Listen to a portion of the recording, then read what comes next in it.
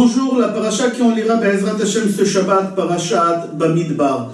Notre paracha ouvre le livre, le quatrième livre de la Torah, Sefer Bamidbar, que dans la Gemara on l'appelle Chumash HaPekudim, les nombres. Pourquoi on l'appelle les nombres? Parce que dans notre livre Bamidbar, on compte les béné Israël deux fois. La première fois dans notre paracha à nous, et la deuxième fois dans parashat Pinchas. Et ces deux parachutes, c'est dans notre livre.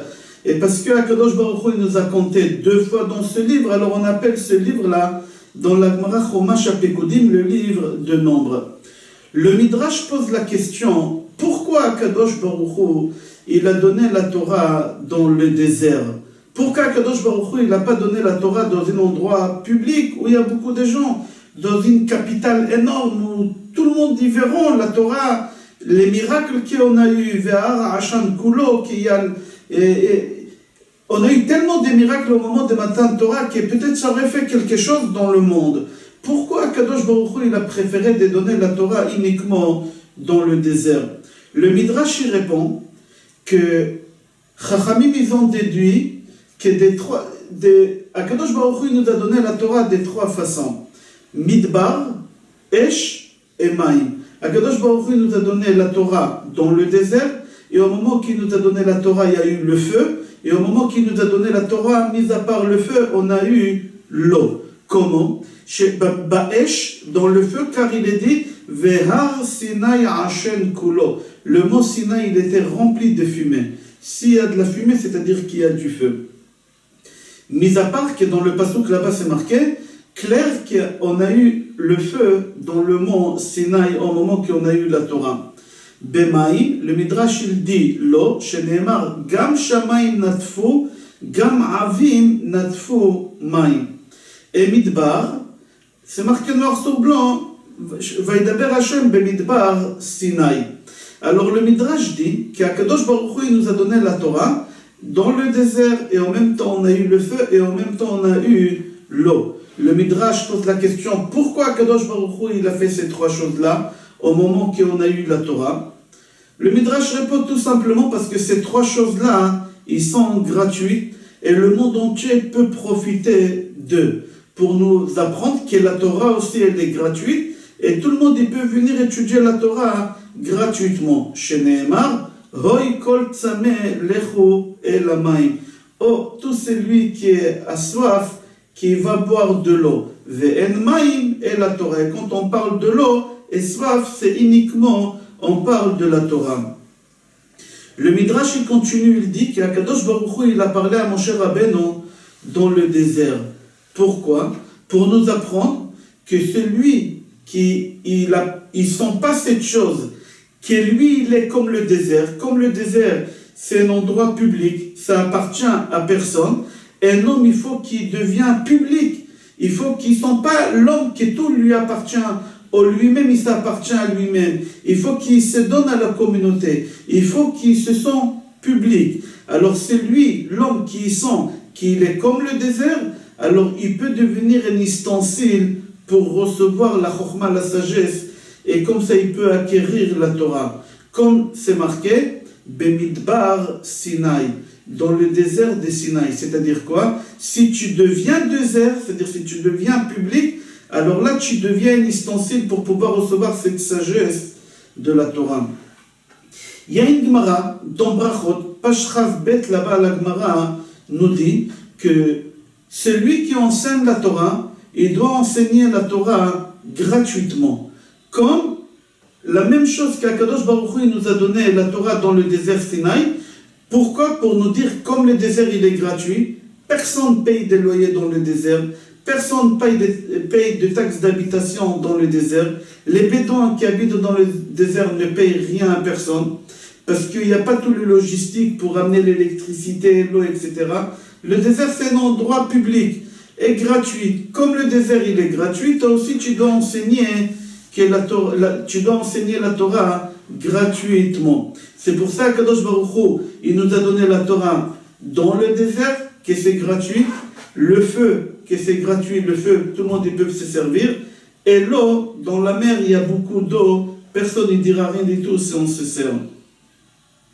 Le Midrash dit, sur le pasuk Shir Hashirim, Mizot ola mina midbar ketimerot ashan. Qui c'est cela qu'elle monte comme une spirale dans le désert, on dirait de la fumée qu'elle monte. Les goïms, ils ont vu le peuple juif qui ne connaissait pas, qui montait comme dans une spirale, qui montait, qui s'élevait spirituellement. Et les goïms, ils ont dit, Mizot, qui c'est cela qu'elle monte comme ça spirituellement? Le Midrash répond, c'est les Béné Israël. C'était dans le désert. C'est marqué là-bas, dans le Midrash, qu'Akadosh Baruch Hu, il nous a levés spirituellement, niveau par niveau. Là-bas, le Midrash, il dit, on a eu la Torah, on a eu le Mishkan, on a eu la Keuna, on a eu le Sanhedrin, on a eu le Malchut, on a eu beaucoup de choses dans le désert. Et les Goïms, ils voyaient ça. Alors les Goïms, ils disaient, qui c'est cela, qui c'est ce peuple-là, qui est en train de monter spirituellement, on dirait dans une spirale, il est en train de monter comme ça. Il y a plusieurs choses qu'on peut apprendre des déserts. Et là, on va comprendre pourquoi Akadosh Baruch Hu nous a donné la Torah dans les déserts et pas dans un endroit où il y a beaucoup de gens au centre-ville. Premièrement, le désert, c'est un endroit qu'au moment que l'homme se trouve là-bas, 100% il dépend de Hachem. Et non, au moment qu'il se trouve dans le désert, il ne peut pas compter sur personne qui viendra l'aider. Dans le désert, c'est un endroit qui est très dangereux. Si on se perd là-bas, et surtout sans eau, sans nourriture, alors au moment qu'on se trouve dans le désert, on est 100% dépend de Hachem. Même le GPS, même les portables, ils ne captent pas là-bas. Alors on peut appeler personne et on peut ne pas avoir aucun aide là-bas. Alors le désert, c'est quelque chose qui nous rattache avec Akadosh Baruch Hu à 100% parce qu'on s'attend à personne qui vient nous sauver là-bas. On est entre les mains de Hachem. Gemara Yoma, page Ain Vav, là-bas la Gemara dit qu'Akadosh Baruch Hu, il a donné la Torah à ceux qui ont mangé la manne. C'est-à-dire quoi, Akadosh Baruch Hu, il a donné la Torah à ceux qui ont mangé la manne? Akadosh Baruch Hu, il a donné la Torah au peuple juif, au peuple de Béné Israël. Pourquoi c'est marqué à ceux qui ont mangé la manne? Pourquoi? Parce qu'au moment qu'on s'est trouvé dans le désert, on dépendait d'Akadosh Baruch Hu à 100%. Akadosh Baruch Hu nous faisait descendre la manne tous les jours, pour le repas de la journée, pour les 3 repas de la journée. C'est-à-dire, même si on laissait un peu pour le lendemain, parce qu'on se posait des questions, qu'est-ce qu'on va manger demain, ça pourrissait. C'est-à-dire qu'on dépendait d'Akadosh Baruch Hu pendant les 40 ans dans le désert à 100%. À 100%. Akadosh Baruch Hu, il a fait descendre la manne tous les jours, tous les jours. Les élèves de Rabbi Shimon Bar Yochai, ils lui ont posé la question à Rabbi Shimon Bar Yochai, pourquoi Akadosh Baruch Hu, il n'a pas fait descendre la manne au Béné Israël une fois par an? Une fois par an. Pourquoi vivre avec un stress permanent des 40 ans? Qu'est-ce qu'on va manger demain? Qu'est-ce qu'on va manger demain? Ils ne pouvaient pas stocker. Aujourd'hui, on peut stocker, on a des frigidaires, mais ils ne pouvaient rien faire, tout, ils pourrissaient pendant la nuit. C'était un stress quotidien. Pourquoi ce stress quotidien? Pourquoi Kadosh Baruch Hu ne leur a pas donné la manne une fois par an? Le Rabbi Shimon Bar Yochai, il a répondu à ses élèves, il leur a dit, par une parabole, un roi qui a demandé à son fils, combien d'argent il te faut par mois? Le fils, il a dit, 10 000 euros, papa. Alors le père, il lui fait un chèque de 120 000 euros. Il dit, voilà, il y a ici pour le 12 mois. Comme ça, tu n'es pas stressé. Tu es sûr et certain que tu as pour tous les mois dès maintenant.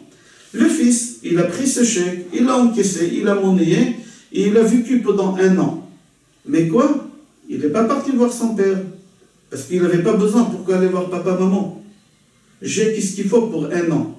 À la fin de l'année, quand il a fini les 120 000 euros, il s'est rappelé qu'il a un père.